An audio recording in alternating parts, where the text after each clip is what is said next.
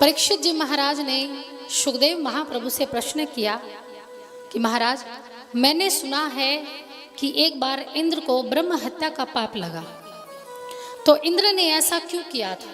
उनसे ये कार्य क्यों हुआ, कैसे हुआ? और जो ब्रह्म हत्या है वो आज भी हम सभी को भुगतनी पड़ती है। हम सभी के पास इस मृत्यु लोक में वो ब्रह्म हत्या आज भी है। तो उसके विषय में मुझे बताइए कि इंद्र को ये ब्रह्म हत्या कैसे लगी। तब श्री सुखदेव मुनि महाप्रभु वर्णन करते हैं कि राजन, एक बार की बात है, स्वर्ग में इंद्र आदि अप्सराओं के साथ नृत्य कर रहे थे और अप्सराओं का गायन देख रहे थे, संगीत वादन चल रहा था। तो बड़े मग्न होकर मदिरा पान करते हुए बड़े प्रसन्न से आनंद ले रहे थे स्वर्ग में। उसी समय इंद्र के गुरु थे बृहस्पति देव जी महाराज। बृहस्पति देव जी आए, इंद्र को आवाज लगाने लगे, तो उनको भोजन करना था।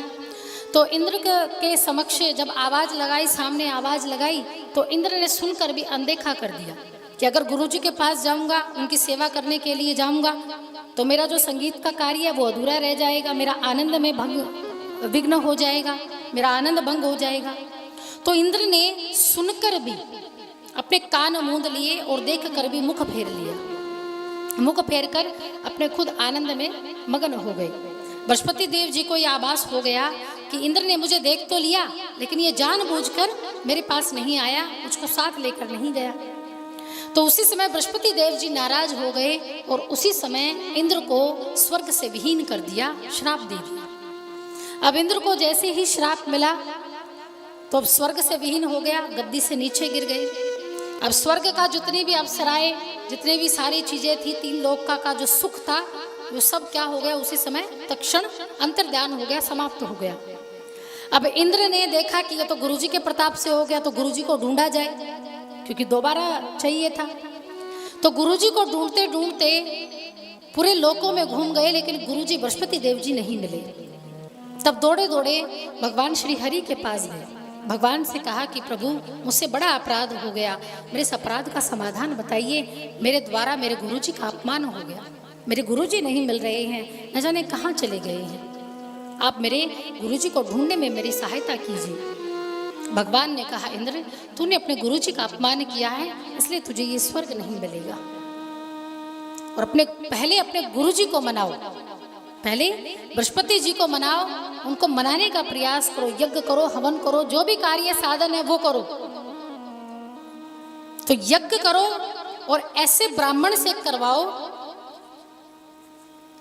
उस ब्राह्मण जब वो आहुतियां देगा, तपस्वी ब्राह्मण होगा, तपी ब्राह्मण होगा, और उसी से चलकर, क्योंकि जब देवताओं को अग्निदेव जी को भोजन दिया जाता है, तब बृहस्पति देव जी भी भोजन ग्रहण करने आते हैं अग्नि के माध्यम से, तो वो चलकर स्वयं आएंगे। तो किसको ढूंढा जाए? तब भगवान नारायण ने नाम बताया त्वष्टा मुनि का। कहा कि एक त्वष्टा नाम के मुनि हैं, और त्वष्टा नाम के मुनि के ही पुत्र हैं विश्वरूप जी। आप उनसे कहो कि वो नारायण कवच का पाठ करें। किसका पाठ करें? नारायण कवच का। नारायण कवच का पाठ, एक छोटी सी पुस्तिका आती है नारायण कवच की, आप गूगल पे भी डालेंगे तब भी नारायण कवच का पाठ आ जाएगा। इसका पाठ करने से आपकी जो भी मनोकामना है वो शीघ्र पूरी हो जाती है। जो इच्छा है, जो वैभव है, धन समृद्धि है, वो प्रभाव उसका जल्दी मिलता है नारायण कवच के पाठ का। और यही जो पाठ है, ये त्वष्टा ऋषि के पुत्र हुए विश्वरूप जी, इन्होंने नारायण कवच का पाठ किया था यज्ञ में, देवताओं को निमित्त मानकर, ताकि उनका स्वर्ग उनको मिल जाए। त्वष्टा ऋषि के पुत्र हुए विश्वरूप जी महाराज, और त्वष्टा ऋषि की जो पत्नी थी वो दैत्य कुल की थी। किस कुल की थी? दैत्य कुल की। लेकिन त्वष्टा है कश्यप ऋषि के कुल से, जो ब्राह्मण हैं। तो त्वष्टा क्या हुए? ब्राह्मण। और त्वष्टा के पुत्र विश्वरूप क्या हुए? ब्राह्मण। लेकिन जो ननिहाल था वो क्या था? दैत्य। और जो दादा का कुल था वो देवता यानी ब्राह्मण कुल में। विश्वरूप जी को बुलाया गया और विश्वरूप जी ने यज्ञ किया, नारायण कवच का पाठ किया। लेकिन विश्वरूप जी इतने चतुर थे, जब वो यज्ञ कर रहे थे तो यज्ञ करते करते देवताओं की आहुति तो डाल ही रहे थे, लेकिन छिप छिप कर अपने ननिहाल की भी आहुतियां डाल रहे थे, यानी दैत्यों की आहुतियां डाल रहे थे।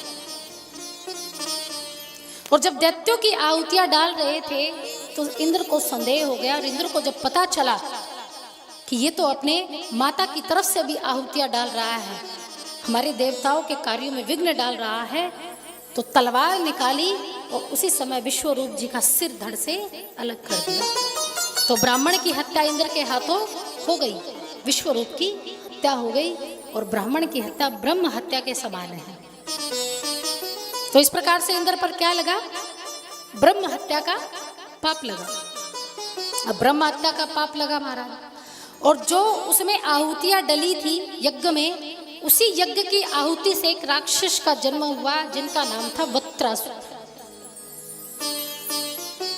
वत्रासुर के आने पर हाहाकार मच गया, पूरे यज्ञ को विध्वंस कर दिया।